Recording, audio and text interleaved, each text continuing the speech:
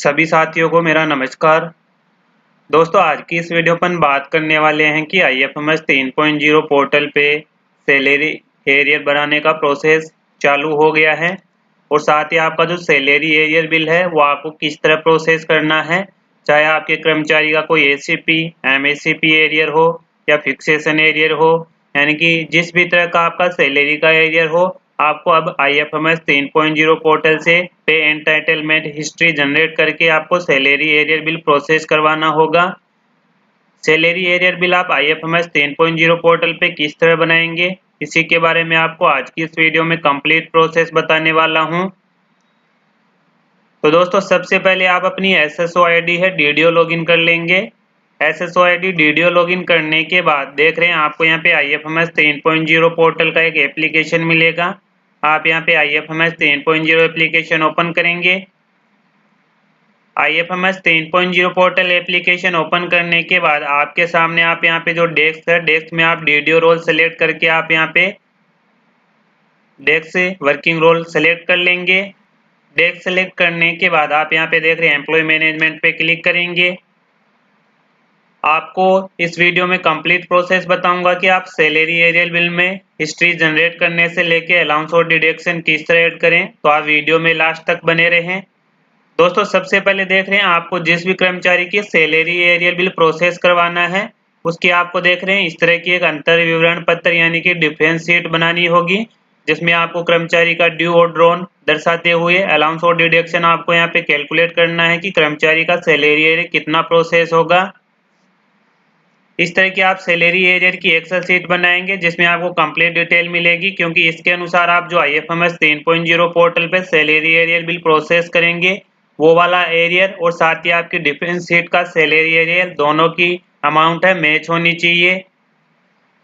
IFMS 3.0 portal login करने के बाद देख रहे हैं आपको यहाँ पे एम्प्लॉय मैनेजमेंट का ऑप्शन मिलेगा। एम्प्लॉय मैनेजमेंट में आपको देख रहे हैं यहाँ पे एम्प्लॉय मॉडिफिकेशन का ऑप्शन मिलेगा। सबसे पहले अपन को जिस भी कर्मचारी का अपन सैलरी एरियल बिल प्रोसेस करेंगे उस कर्मचारी की सबसे पहले अपन को पे एंटाइटलमेंट हिस्ट्री जनरेट करनी होगी। अब पे एंटाइटलमेंट हिस्ट्री जनरेट करते समय आपको ध्यान रखना है कि जब जब कर्मचारी के जैसे कि बेसिक DA HRA चेंज हुआ है उसके अनुसार आपको डेट रेंज सेलेक्ट करते हुए आप यहाँ पे हिस्ट्री जनरेट करेंगे। अभी आपको बताऊंगा।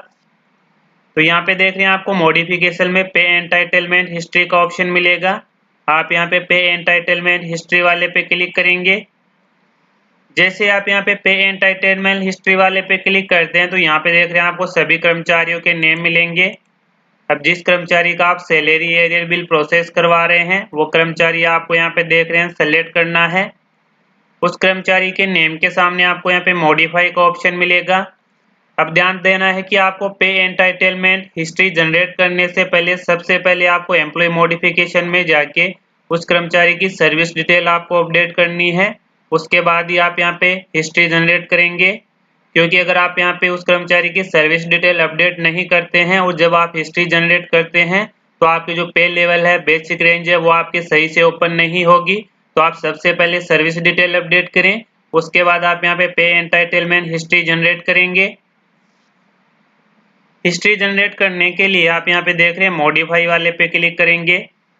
जैसे आप यहाँ पे मॉडिफाई पे क्लिक करते हैं तो देख रहे हैं इस कर्मचारी की आपको हिस्ट्री जनरेट करनी है। हिस्ट्री जनरेट करने के लिए नीचे आपको यहाँ पे देख रहे हैं ऐड पे एंटाइटलमेंट का ऑप्शन मिलेगा। अगर आपने पहले से हिस्ट्री जनरेट कर रखी है तो यहाँ पे देख रहे हैं आपको डिटेल मिलेगी और आई बटन पे आप क्लिक करके चेक कर सकते हैं कि आपने कौन सी डेट की हिस्ट्री यहाँ पे जनरेट की है। अगर आपने कोई यहाँ पे एंटाइटलमेंट हिस्ट्री है गलत जनरेट कर रही है तो आप डिलीट भी कर सकते हैं। अब हिस्ट्री जनरेट करने के लिए देख रहे हैं नीले कलर में आपको नीचे ऐड पे एंटाइटलमेंट का ऑप्शन मिलेगा। आप यहाँ पे ऐड पे एंटाइटलमेंट वाले ऑप्शन पे क्लिक करेंगे। इस पे क्लिक करने के बाद देख रहे हैं यहाँ पे आपको कर्मचारी की बेसिक डिटेल दिखाई देगी, जिसमें कर्मचारी की जो बेसिक डिटेल है वो सर्विस डिटेल से आएगी, जो मैंने आपको अभी बताया था। एम्प्लॉय मॉडिफिकेशन में सर्विस डिटेल आपको अपडेट करनी है। सर्विस डिटेल से यहाँ पे कर्मचारी की बेसिक डिटेल आपको मिलेगी। अब यहाँ पे देख रहे हैं आपको रीजन मिलेगा। रीजन सेलेक्ट करना है कि कर्मचारी की जो आप सैलरी एरियर प्रोसेस कर रहे हैं वो कौन से रीजन के कारण आप प्रोसेस कर रहे हैं। जैसे कि किसी कर्मचारी का प्रमोशन हो चुका है तो प्रमोशन का सैलरी एरियर है, या ACP MACP का सैलरी एरियर है, जो भी आपके यहाँ पे रीजन है वो आप यहाँ पे सेलेक्ट कर लेंगे। अगर इनमें आपको कोई रीजन नहीं मिलता है तो यहाँ पे आपको अदर का ऑप्शन मिलेगा, आप यहाँ पे अदर भी सिलेक्ट कर सकते हैं। तो मेरे यहाँ पे कर्मचारी का जो MACP एरियर है, आप यहाँ पे देख रहे हैं SCP MACP सेलेक्ट कर लेंगे। उसके बाद यहाँ पे आपको दिनांक मिलेगी ACP MACP ऑर्डर डेट, यानी कि कर्मचारी की MACP कौन सी डेट को सैंक्शन की गई है कार्यालय द्वारा, वो डेट आप यहाँ से सेलेक्ट कर लेंगे। कैलेंडर बॉक्स में से डेट सेलेक्ट करेंगे। डेट सेलेक्ट करने के इसके बाद आप देख रहे हैं आगे आपको यहाँ पे डिटेल मिलेगी ACP MACP effective from date. अब आपको यहाँ पे ध्यान देना है कि यहाँ पे फ्रॉम से टू डेट आपको सेलेक्ट करनी है। अब देख रहे हैं इस कर्मचारी का मेरे को एरियर बनाना है अप्रैल 23 से लेके यहाँ पे मिलेगा जुलाई 24 तक। तो आपको ध्यान देना है कि आपको यहाँ पे अप्रैल 23 से जुलाई 24 तक कंप्लीट आप डेट सेलेक्ट नहीं करेंगे। अगर आप यहाँ पे देख रहे हैं अप्रैल 23 सेलेक्ट कर लेते हैं, यहाँ कैलेंडर बॉक्स में से आप सेलेक्ट करेंगे। यहाँ पे देख रहे हैं मैंने फ्रॉम में अप्रैल 23 सेलेक्ट कर ली है। अब देख रहे हैं जो आपका अंतर विवरण पत्र है, मेरे को यहाँ पे जुलाई 24 तक सैलरी एरियर प्रोसेस करवाना है। तो आप यहाँ पे देख रहे हैं कि जुलाई 24 आपको सेलेक्ट नहीं करना है। अगर आप यहाँ पे जुलाई 24 सेलेक्ट करेंगे, जैसे कि मैंने यहाँ पे जुलाई 24 सेलेक्ट कर लिया, अब आपको ध्यान देना है कि आपकी पे एंटाइटलमेंट हिस्ट्री जनरेट करते समय यहाँ पे देख रहे हैं अप्रैल 23 से लेके जुलाई 24 तक मेरे यहाँ पे है DA बेसिक बहुत बार यहाँ पे चेंज हो चुका है। तो आपको जो सैलरी एरियर आप पे एंटाइटलमेंट हिस्ट्री जनरेट करेंगे, उसका आपको जनरेट करते समय बस यह ध्यान रखना है कि जब जब आपका DA चेंज हुआ है या आपकी बेसिक चेंज हुई है, उसके अनुसार आपको है पे एंटाइटलमेंट हिस्ट्री जनरेट करनी है। अब आपको यहाँ पे ध्यान देना है कि अप्रैल 23 से लेके मई 23, जून 23 यहाँ तक तो देख रहे हैं अप्रैल से जून तक बेसिक सेम है। तो यहाँ पे एक हिस्ट्री मेरे को जनरेट करनी होगी अप्रैल 23 से लेके जून 23 तक। इसके बाद देख रहे हैं कि जुलाई 23 में यहाँ पे बेसिक चेंज हो गई है, तो दूसरी हिस्ट्री मेरे को जनरेट करनी है जुलाई 23 से लेके दिसंबर 23 तक। अब यहाँ पे ध्यान देना है कि मैंने यहाँ पे जुलाई 23 से लेके दिसंबर 23 तक क्यों बताया, क्योंकि जुलाई 23 से लेके दिसंबर 23 तक है वो DA था, वो था 46%। इसके बाद जनवरी में 50% हो गया था। इसके बाद देख रहे हैं कि तीसरी हिस्ट्री में जनरेट करूंगा जनवरी 24 से लेके यहाँ पे देख रहे हैं जून 24 तक, क्योंकि जनवरी 24 से लेके जून 24 तक यहाँ पे देख रहे हैं फिर से यहाँ पे DA चेंज हो चुका था 50%। लेकिन यहाँ पे देख रहे हैं जुलाई में भी DA 50% था, लेकिन जुलाई 24 में कर्मचारी के इंक्रीमेंट लगने के बाद यहाँ पे बेसिक चेंज हो चुकी है। कुल मिला के मैं आपको यह बताना चाहता हूं कि आप जो पे एंटाइटलमेंट हिस्ट्री जनरेट करेंगे, उसमें आपको यह ध्यान देना है कि जब जब कर्मचारी की मान लो बेसिक चेंज हो गई है, DA चेंज हो गया है या HRA चेंज हो गया है, यानी कि जो भी अलाउंस चेंज हुआ है उसके अनुसार आपको हिस्ट्री जनरेट करनी है। अगर आप देख रहे हैं मैं यहाँ अप्रैल 23 से लेके जुलाई 24 तक कंप्लीट एक ही हिस्ट्री जनरेट करता हूँ, तो एक ही यहाँ पे बेसिक आएगी और आपकी अंतर सीट और साथ ही जो आप IFMS पे सैलरी एरियर प्रोसेस करवाएंगे वो आपके मैच नहीं होगा अमाउंट। इसलिए आपको जब जब आपके बेसिक DA चेंज हुए हैं उसके अनुसार आपको यहाँ पे हिस्ट्री जनरेट करनी है। मेरे को देख रहे हैं अप्रैल 23 से लेके जुलाई 24 तक मेरे को यहाँ पे 4 हिस्ट्री जनरेट करनी होगी। एक हिस्ट्री तो मैं जनरेट करूंगा अप्रैल 23 से लेके जून 23 तक, उसके बाद जुलाई 23 में बेसिक चेंज हो जाती है इंक्रीमेंट लगने के बाद, तो दूसरी हिस्ट्री में जनरेट करूंगा जुलाई 23 से दिसंबर 23 तक। उसके बाद तीसरी हिस्ट्री में जनरेट करूंगा जनवरी 24 से जून 24 तक, क्योंकि जनवरी 24 में DA 50% था जबकि दिसंबर 23 में 46% था, तो इस कारण मेरे को हिस्ट्री चेंज करनी पड़ रही है। उसके बाद जुलाई 24 में भी कर्मचारी के इंक्रीमेंट लग चुका था, तो उसके कारण मेरे को हिस्ट्री जनरेट करनी होगी। तो आपको इफेक्टिव डेट और फ्रॉम डेट में ध्यान रखना है कि फ्रॉम से टू डेट में आपको ध्यानपूर्वक डेट सेलेक्ट करना है। तो यहाँ पे देख रहे हैं मैं सेलेक्ट करूंगा अप्रैल 23 से लेके जून 23 तक। तो यहाँ पे देख रहे हैं आप अपने अकॉर्डिंग सेलेक्ट कर लेंगे, जो भी आप सैलरी एरियर प्रोसेस करवा रहे हैं उसके अनुसार आप सेलेक्ट करेंगे। तो मैंने यहाँ पे देख रहे हैं अप्रैल 23 से जून 23 तक सेलेक्ट कर लिया है। उसके बाद आपको यहाँ पे नीले कलर में व्यू मंथ वाइज डिटेल मिलेगी, आप यहाँ पे नीले कलर में व्यू मंथ वाइज डिटेल पे क्लिक करेंगे। यहाँ पे देख रहे हैं 3 महीने आ रहा है अप्रैल 23 से लेके जून 23 तक। आप यहाँ पे देख रहे हैं सैलरी टाइप में डे वाइज आपको सेलेक्ट करना है सभी में, और आपको वही डेट डालने हैं जो आप यहाँ पे एक्चुअल दिनों का सैलरी एरियर प्रोसेस करवा रहे हैं।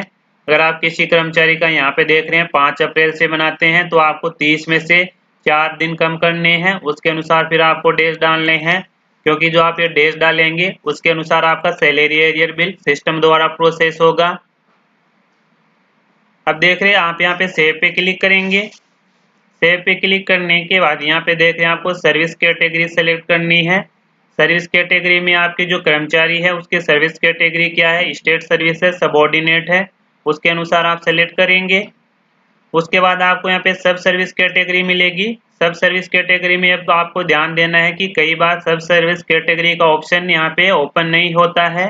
ये ओपन तब नहीं होता है जब आप यहाँ पे कर्मचारी की सर्विस डिटेल अपडेट नहीं करते हैं, उस कारण। तो जैसे आप यहाँ पे सब सर्विस कैटेगरी पे क्लिक करते हैं तो आपने जो सर्विस कैटेगरी सेलेक्ट की है उसके अनुसार आपको सब सर्विस कैटेगरी कर्मचारी की सेलेक्ट कर लेनी है। तो यहाँ से आप सब सर्विस कैटेगरी सेलेक्ट करेंगे। सब सर्विस कैटेगरी सेलेक्ट करने के बाद यहाँ पे देख रहे हैं आपने कर्मचारी की जो पोस्ट है वो कर्मचारी की पोस्ट आप यहाँ से सेलेक्ट करेंगे। अब यहाँ से आप पे कमीशन सेलेक्ट करेंगे। पे कमीशन सेलेक्ट करने के बाद यहाँ पे देख रहे हैं कर्मचारी का जो एसीपी एमएससीपी का आपने कार्यालय आदेश बनाया था उसमें आपको पे स्केल मिलेगी, उसके अनुसार आप पे स्केल सेलेक्ट करेंगे। उसके बाद देख रहे हैं बेसिक पे आपको सेलेक्ट करनी है। बेसिक पे आपको वो सेलेक्ट करनी है जो आपने फ्रॉम से टू डेट में आप यहाँ पे सेलेक्ट किया है, उसके अनुसार कर्मचारी को भुगतान करना था वो बेसिक आप सेलेक्ट करेंगे। यहाँ पे देख रहे हैं कि जो आप डेट रेंज सेलेक्ट करेंगे उसके अनुसार आपको डीए यहाँ पे ऑटोमेटिक आएगा, 42% आपको सेलेक्ट करना है।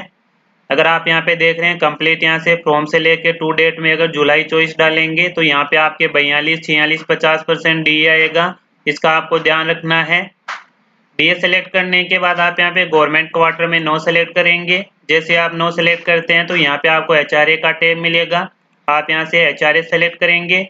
उसके बाद देख रहे हैं आप यहाँ पे कैलकुलेट पे क्लिक करेंगे। जैसे आप कैलकुलेट पे क्लिक करते हैं तो यहाँ पे आपको देख रहे हैं एड पे एंटाइटलमेंट डिटेल्स का ऑप्शन मिलेगा, आप यहाँ पे एड पे एंटाइटलमेंट डिटेल्स पे क्लिक करेंगे। जैसे आप यहाँ पे एड पे एंटाइटलमेंट डिटेल्स पे क्लिक करते हैं तो यहाँ पे देख रहे हैं आपने जो हिस्ट्री जनरेट की है उसकी डिटेल मिलेगी आपको। बेसिक पे डीएचआरए मिलेगा और टोटल कैलकुलेट आपको यहाँ पे आ जाएगा। अब जैसे आप नीचे जाएंगे तो यहाँ पे देख रहे हैं आपको एड पे एंटाइटलमेंट डिटेल्स पे क्लिक करना है। इस पे क्लिक करने के बाद देख रहे हैं यहाँ पे अपनी हिस्ट्री जनरेट हो चुकी है। यहाँ पे आपको रीजन मिलेगा एससीपी एमएससीपी। यहाँ पे देख रहे हैं अपन ने जो फ्रॉम से टू डेट डाली थी अप्रैल 23 से जून 23 तक वो डिटेल मिलेगी। यहाँ पे पे स्केल मिलेगी और डीए देख रहे हैं 42% आ जाएगा। अब आप चाहे तो इसे एडिट और डिलीट कर सकते हैं। अब देख रहे हैं आपको इसको सबमिट करने के लिए नीचे आपको यहाँ पे डॉक्यूमेंट अपलोड करना है।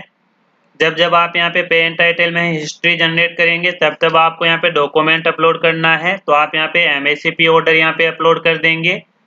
तो यहाँ पे आप ब्राउज पे क्लिक करके जो कर्मचारी का एमएससीपी ऑर्डर था वो यहाँ पे अपलोड कर देंगे। अपलोड करने के बाद नीचे देख रहे हैं आपको सबमिट का ऑप्शन मिलेगा, आप यहाँ पे सबमिट पे क्लिक करेंगे। जैसे आप सबमिट पे क्लिक करेंगे तो आपके सामने कंफर्म का मैसेज आएगा, आप यहाँ पे यस पे क्लिक करेंगे।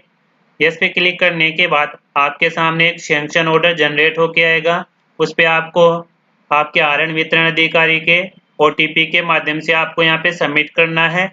तो ये आप यहाँ पे देख रहे हैं कि यहाँ पे एक ऑफिस ऑर्डर आ चुका है जिसमें कर्मचारी का नाम मिलेगा, कर्मचारी की जो अपन ने पोस्ट सेलेक्ट की है वो डिटेल मिलेगी। अगर आपके यहाँ पे कर्मचारी की पोस्ट सही नहीं आ रही है तो आपको सर्विस डिटेल अपडेट करना है, उसके बाद ही आपको हिस्ट्री जनरेट करनी है। अब देख रहे हैं यहाँ पे अपन ने हिस्ट्री जनरेट की है 1 अप्रैल 23 से 30 जून 2023 तक, आपको ये चेक करना है। उसके बाद नीचे देख रहे हैं यहाँ पे आपके डीडीओ के नेम आएगा, आप यहाँ पे इसे देख रहे हैं डाउनलोड भी कर सकते हैं। साथ ई साइन करने के लिए जैसे आप यहाँ पे ई साइन पे क्लिक करेंगे तो आपके जो डीडीओ के मोबाइल नंबर है उस पर ओटीपी जाएगा। ओटीपी डाल के जैसे ही आप सबमिट करेंगे तो यहाँ पे आपको देख रहे हैं डिजिटल साइन मिलेंगे। इस तरह आप हिस्ट्री जनरेट कर लेंगे।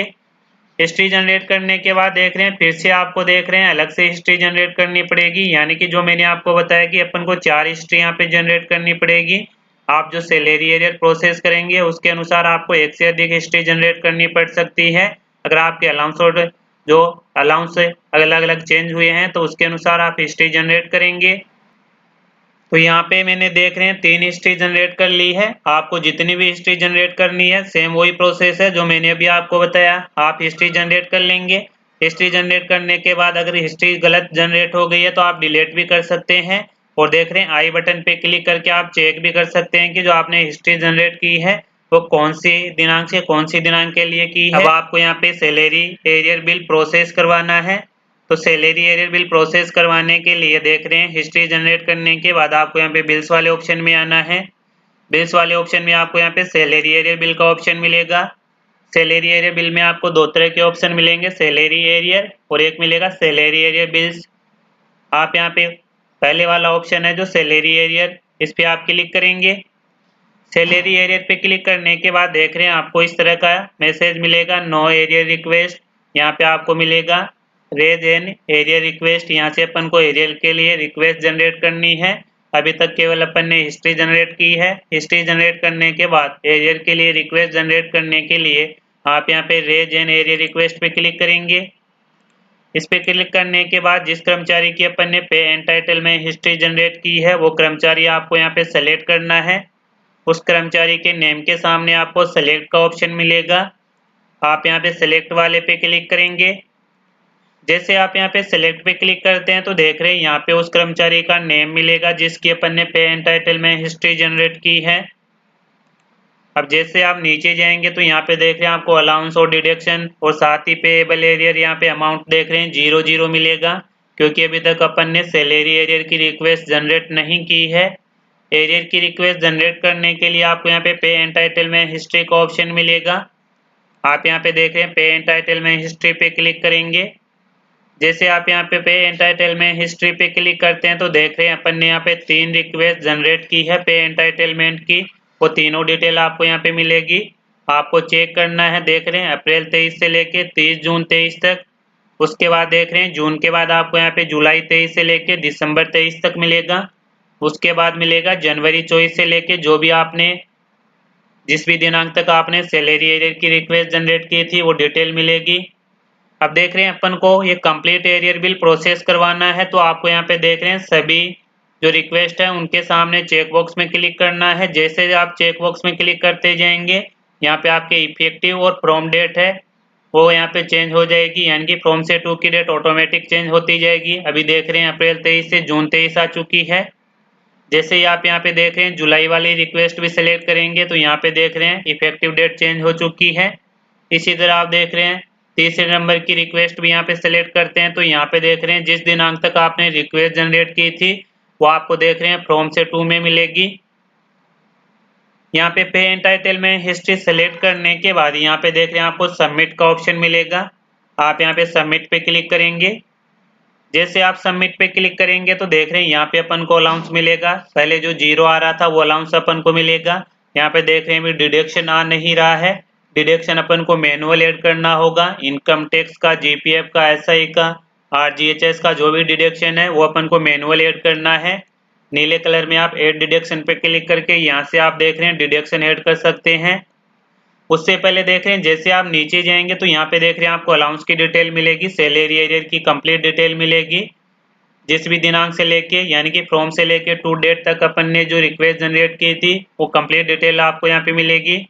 अभी आपको ध्यान देना है कि अभी तक आपका सैलरी एरियर का बिल यहाँ पे प्रोसेस नहीं हुआ है। केवल अभी तक अपन ने यहाँ पे देख रहे हैं रिक्वेस्ट रेट जनरेट की है। अब देख रहे हैं जो भी आपको डिडक्शन ऐड करना है आप यहाँ पे ऐड डिडक्शन पे क्लिक करेंगे।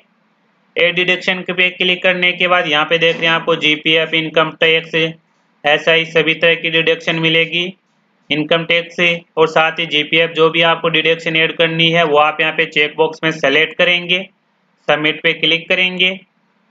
जैसे आप सबमिट पे क्लिक करते हैं तो यहाँ पे देख रहे हैं आपको डिडक्शन डिटेल में जीपीएफ कॉन्ट्रीब्यूशन मिलेगा। नीचे आपको इनकम टैक्स मिलेगा। 1 बाय 1 आप यहाँ पे देख रहे हैं ऐड करेंगे। जीपीएफ की डिडक्शन ऐड करनी है तो जीपीएफ वाले पे क्लिक करेंगे। इनकम टैक्स की डिडक्शन ऐड करनी है तो इनकम टैक्स वाले पे क्लिक करके आप यहाँ पे डिडक्शन ऐड कर देंगे। डिडक्शन ऐड करने के बाद नीचे आपको सेव चेंज का ऑप्शन मिलेगा। आप यहाँ पे सेव चेंज वाले पे क्लिक करेंगे। जैसे आप यहाँ पे देख रहे हैं आपका यहाँ पे मिलेगा कि पहले आपने कितना इनकम टैक्स कटवा दिया है ड्रोन और कितना आपका ड्यू है वो आप यहाँ पे डाल देंगे। जो भी आपका 10% 20% है उसके अनुसार आप डाल देंगे और जैसे ही सेव चेंजेस पे क्लिक करेंगे तो आपके डिडक्शन ऐड हो जाएगा। उसके बाद देख रहे हैं जैसे आप यहाँ पे फिर से यहाँ पे देख रहे हैं बैक आते हैं तो यहाँ पे आपको डिडक्शन की राशि मिलेगी। ऐड करने के बाद यहाँ पे डिडक्शन में आपको जो भी आपने डिडक्शन ऐड किया था वो डिटेल आपको यहाँ पे मिलेगी। अब देख रहे हैं आपको इसको आपने जो अंतर सीट बनाई थी, डिफरेंस सीट बनाई थी, उससे आपको मैच करना है अलाउंस और डिडक्शन सही है या नहीं। अगर डिफरेंस सीट और साथ ही आपने रिक्वेस्ट जनरेट की है उसमें आपके डाटा मैच हो रहा है तो उसके बाद देख रहे हैं आपको यहाँ पे डॉक्यूमेंट अपलोड करना है सैलरी एरियर के रिगार्डिंग। जो भी आपका डॉक्यूमेंट है वो डॉक्यूमेंट आप यहाँ पे देख रहे हैं ब्राउज पे क्लिक करेंगे। ब्राउज पे क्लिक करने के बाद आपकी जो अंतर सीट है या आपका एमएससीपी का ऑर्डर है, जो भी आपका डॉक्यूमेंट है, आप यहाँ पे क्लिक करके ओपन पे क्लिक करेंगे। जैसे ओपन पे क्लिक करेंगे तो नीचे आपको सबमिट का ऑप्शन मिलेगा।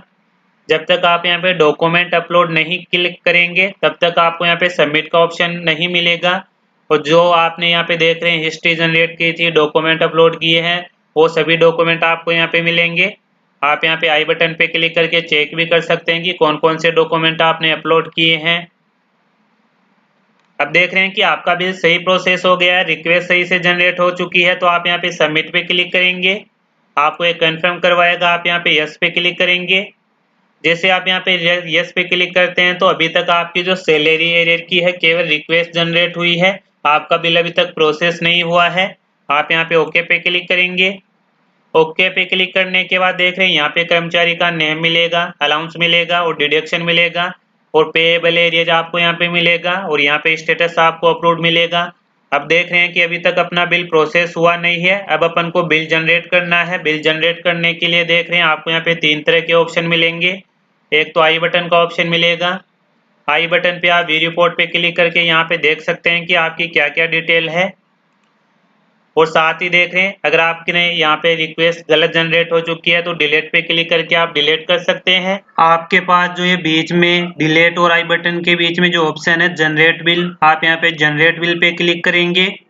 जैसे आप यहाँ पे जनरेट बिल पे क्लिक करते हैं तो जनरेट बिल पे क्लिक करने के बाद आपके सामने एक पॉपअप आएगा जिसमें आपको एक कंफर्म करवाएगा कि आप वास्तव में इस बिल को जनरेट करना चाहते हैं। यानी कि जैसे ही आप यहाँ पे चेकबॉक्स पे क्लिक करके यस पे क्लिक करेंगे तब जाके आपका यहाँ पे सैलरी एरियर का बिल प्रोसेस होगा, क्योंकि अभी तक अपना सैलरी एरियर का बिल प्रोसेस नहीं हुआ है, केवल रिक्वेस्ट अपन ने जनरेट की है। रिक्वेस्ट जनरेट करने के बाद जैसे अपन यहाँ पे जनरेट बिल वाले ऑप्शन पे क्लिक करके यहाँ पे पॉपअप में चेक बॉक्स पे क्लिक करके जैसे ही यस पे क्लिक करेंगे, यस पे क्लिक करने के बाद देख रहे हैं अपने सामने एक मैसेज आएगा सक्सेसफुली, यानी कि salary arrear bill generate successfully. अपना सैलरी एरियर बिल अब प्रोसेस हो गया है। अब अपन को इनर आउटर और शेड्यूल चेक करना है। तो इनर आउटर और शेड्यूल चेक करने के लिए देख रहे हैं फिर से आप यहाँ पे बिल्स वाले ऑप्शन में आएंगे। बिल्स वाले ऑप्शन में आपको यहाँ पे सैलरी एरियर बिल का ऑप्शन मिलेगा। सैलरी एरियर बिल वाले ऑप्शन में अपन ने सैलरी एरियर पहले वाले ऑप्शन से यहाँ पे बिल जनरेट कर लिया है। जो नीचे वाला ऑप्शन है सैलरी एरियर बिल्स वाला, अब अपन को इस पे क्लिक करना है। यहीं से अपन अपना बिल चेक करेंगे, इनर आउटर और शेड्यूल चेक करेंगे और साथ ही यहीं से अपन अपना बिल सैलरी एरियर ट्रेजरी में फॉरवर्ड करेंगे। तो यहाँ से देख रहे हैं आप फाइनेंशियल ईयर सेलेक्ट करेंगे, मंथ सेलेक्ट करेंगे कौन से मंथ में आपने सैलरी एरियर बिल प्रोसेस करवाया है। यहाँ से आप ग्रुप सेलेक्ट कर लेंगे। उसके बाद आप यहाँ पे सर्च पे क्लिक करेंगे। जैसे आप यहाँ पे सर्च पे क्लिक करते हैं तो सर्च पे क्लिक करने के बाद देख रहे हैं कि आपने यहाँ पे जो भी सैलरी एरियर बनाए थे इस ग्रुप में वो आपको यहाँ पे दिखाई देंगे। अब आप यहाँ पे देख रहे हैं कि यहाँ पे आपको स्टेटस मिलेगा bill not forwarded to treasury, यानी कि अभी तक आपने अपना सैलरी एरियर का बिल ट्रेजरी में फॉरवर्ड नहीं किया है। यहाँ पे देख रहे हैं कि मेरे 2 सैलरी एरियर बिल मैंने यहाँ पे अलग अलग कर्मचारियों के बनाए हैं। अब देख रहे हैं आपको बिल नंबर मिलेगा नीले कलर में। आपको यहाँ पे नीले कलर में जो बिल नंबर है उस पर आपको क्लिक करना है। जैसे आप इस पे क्लिक करते हैं तो यहाँ पे देख रहे हैं आपको बिल की डिटेल दिखाई देगी। साथ ही आपको व्यू रिपोर्ट का ऑप्शन मिलेगा, यहाँ से आप अपने बिल की इनर आउटर और शेड्यूल चेक कर सकते हैं। इसके साथ ही देख रहे हैं आपको मिलेगा अपडेट शेयरिंग पैटर्न। यहाँ से अगर आप अपना बजट एसएफ और सीएम स्प्लिट करना चाहते हैं तो यहाँ से आप बजट स्प्लिट कर सकते हैं। इसके साथ ही देख रहे हैं आपको यहाँ पे डिलीट का ऑप्शन मिलेगा। अगर आपका बिल गलत प्रोसेस हो चुका है तो आप यहाँ से डिलीट करके इसे दोबारा से भी प्रोसेस करवा सकते हैं। अब आपको रिपोर्ट चेक करने के लिए जो आई बटन का ऑप्शन है व्यू रिपोर्ट का, आपको यहाँ पे व्यू रिपोर्ट पे क्लिक करना है। जैसे आप यहाँ पे व्यू रिपोर्ट पे क्लिक करते हैं तो आपके सामने आपके बिल की जो इनर आउटर और शेड्यूल दिखाई देगी। तो यहाँ पे आप देख रहे हैं कि आपको यहाँ पे इनर मिलेगी। आप यहाँ पे इनर अच्छे से चेक करेंगे। जो आपने एरियर की डिफरेंस शीट मिलाई थी उससे आपको चेक करना है। साथ ही आपको यहाँ पे ग्रॉस अमाउंट, डिडक्शन और नेट अमाउंट भी मैच करना है। इसके बाद आपको आउटर मिलेगी, आउटर भी आपको सही से चेक करनी है। फिर आपको शेड्यूल चेक करना है कि जो आपने डिडक्शन किए हैं उसके कौन कौन से शेड्यूल यहाँ पे आ रहे हैं। आप यहाँ पे शेड्यूल चेक करेंगे। इसके बाद देख रहे हैं कि आपका बिल अगर सही प्रोसेस हो चुका है तो आपको इसे डॉक्यूमेंट अपलोड करके ट्रेजरी में फॉरवर्ड करना है। अगर आपका बिल सही प्रोसेस नहीं हुआ है तो जो रेड कलर में डिलीट का ऑप्शन है, यहाँ से आप बिल को डिलीट करके सेम वही प्रोसेस आपको करनी है। यानी कि अगर आपका बिल सही प्रोसेस नहीं होता है तो फिर से आपको सेम वही प्रोसेस है। आप यहाँ पे हिस्ट्री जनरेट करेंगे, उसके बाद बिल की रिक्वेस्ट डालेंगे, फिर आप बिल को जनरेट करेंगे, सेम वही प्रोसेस है। यहाँ पे देख रहे हैं बिल अगर सही प्रोसेस हो चुका है तो नीचे आप जाएंगे, यहाँ पे डॉक्यूमेंट टाइप पे क्लिक करेंगे, डॉक्यूमेंट अपलोड करेंगे और यहाँ पे आपको प्रोसेस का ऑप्शन मिलेगा। यहाँ पे देख रहे हैं डीडीओ के मोबाइल नंबर पे आए हुए ओटीपी के माध्यम से आप इस बिल को ट्रेजरी में फॉरवर्ड कर देंगे। तो इस तरह आप अपना बिल, सैलरी एरियर का बिल अगर आपको IFMS 3.0 पोर्टल से किसी कर्मचारी का बनाना है तो कंप्लीट डिटेल मैंने आपको बता दी है। सबसे पहले आपको सैलरी एरियर बिल अगर प्रोसेस करना है तो उस कर्मचारी की आपको पे एंटाइटलमेंट हिस्ट्री जनरेट करनी होगी। उसके बाद हिस्ट्री आपको जनरेट करने के बाद डेट वाइज आपको बिल को सबमिट करना होगा। फिर आपको डिडक्शन ऐड करना होगा। डिडक्शन ऐड करने के बाद आपको बिल जनरेट करना होगा। बिल जनरेट करने के बाद आप सैलरी बिल वाले ऑप्शन में जाके डॉक्यूमेंट अपलोड करके बिल को ट्रेजरी में फॉरवर्ड कर देंगे। तो दोस्तों, salary arrear bill IFMS 3.0 portal पे किस तरह बनाएं, इसके बारे में मैंने आपको कंप्लीट डिटेल बता दी है। फिर भी आपको बिल से संबंधित किसी भी तरह की कोई समस्या हो तो आप कमेंट बॉक्स में कमेंट जरूर करें। तो साथियों, आज की इस वीडियो में यही अपडेट थी। फिर मिलते हैं नई वीडियो के साथ, तब तक के लिए जय हिंद जय भारत।